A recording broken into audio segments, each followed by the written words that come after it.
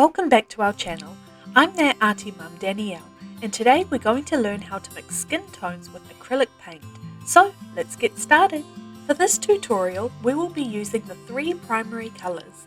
Today I'm using carmine red, ultramarine blue and cadmium yellow from the Schmincke Academy acrylic range, as well as black and white. Now typically we would try to avoid using black when colour mixing and would opt for either a burnt umber or a phthalo blue to help deepen the dark tones.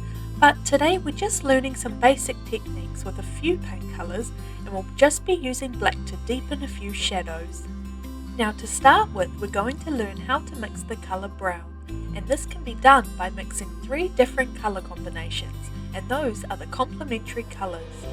Complementary colours are the colours that are opposite each other on the colour wheel, so blue and orange, red and green, and yellow and purple. So if you take an equal amount of each complementary colour and mix them together, you will make a basic brown colour. By adjusting the ratio of each colour, you can adjust the tint of your brown. So if you add more red than green, then you will have more of a burnt sienna colour. Add more yellow than purple, then you will have more of an ochre colour. Understanding these slight variations will help you to achieve the desired skin tone when painting your model. Now that we have covered the basic brown techniques, we can look at applying that to mixing skin tones.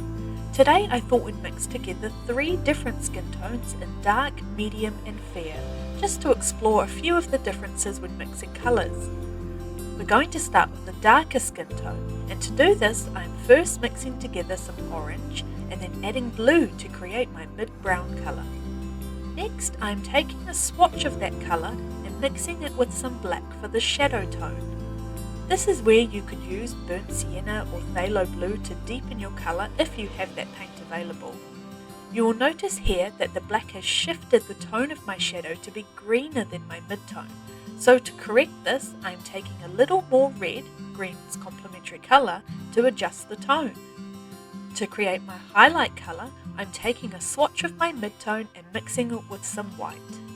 When I am looking at my reference photo, I can see that the highlight of the model is more yellow than the mid-tone, so I'm adding a little yellow to my paint to match that. There are so many variances in skin tones in the world, so there is no one-size-fits-all tutorial on mixing the exact shade you are after. But by learning to observe these slight tonal differences in the shadows, midtones and highlights, you will be able to practice these techniques and apply them to any skin colour. I sketched out these three hand illustrations ahead of time to use as an example of how to apply these techniques. When I paint skin tone, I like to start with the shadows and build my way up to the highlights. So to begin, I'm taking my darkest tone and applying it to the darkest shadows of the hand.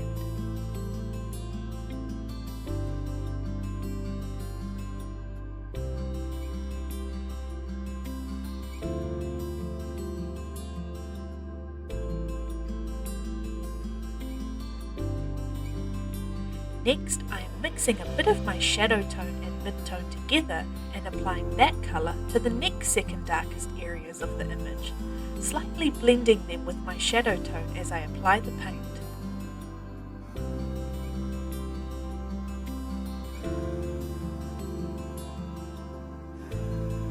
I then repeat this process with the mid-tones, working my way up to the highlights.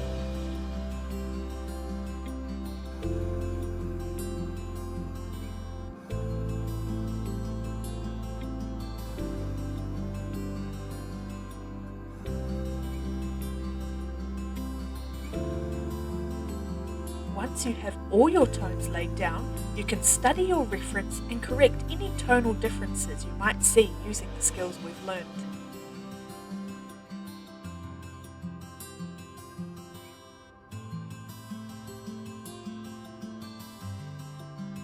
Next, we'll move on to the medium skin tone. Here I am using the same combo as before, mixing orange and then adding blue to create my brown. Now the mid-tone of this skin tone is lighter than the first, so I'm adding a little bit of white to lighten it.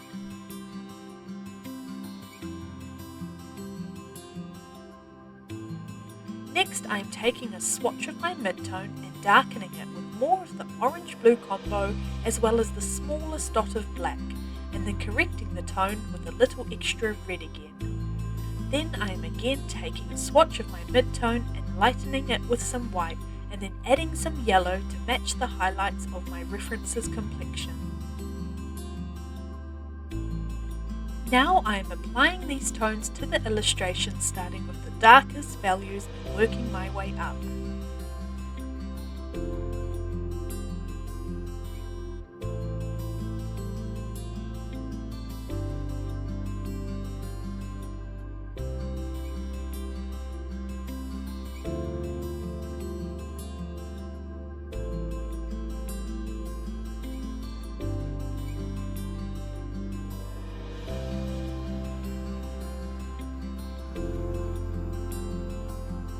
Lastly, we will be mixing the fair skin tone. Now, the reference for this skin tone had a purplish undertone, so I started with mixing a purple and creating my brown by adding the complementary yellow. I then mixed the shadow tone and then added a lot more white to my mid-tone and then the highlights. You will notice in the video the tones of the colours shifting a lot. Sometimes it can look too yellow or orange, and this is easily fixed by adding more of that colour's complementary colour to bring it back again. I then painted in the tones for the final illustration again, starting with the darkest values first and working my way up to the highlights.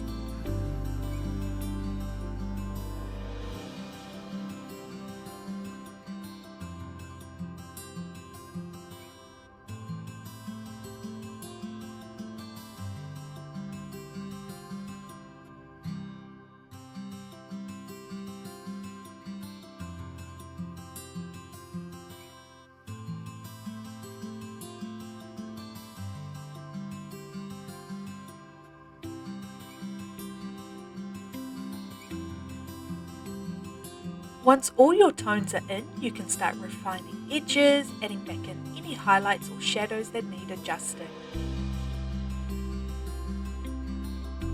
You can also experiment with glazing. For example, the tone of the dark skin tone ended up looking too yellow and I was after more of a red-brown. So to fix this, I mixed up a brown that had more red than green and really watered the paint down and painted the colour right over top of the illustration. By watering the paint right down, you are able to alter the colour of the tone of the paint underneath without losing all the values and details you just worked on.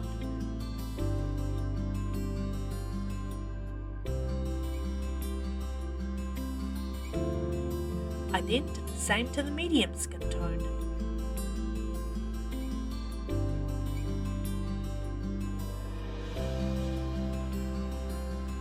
And there you have it, the basics of how to paint skin tones. Thank you for watching and would love for you to like and hit that subscribe button below.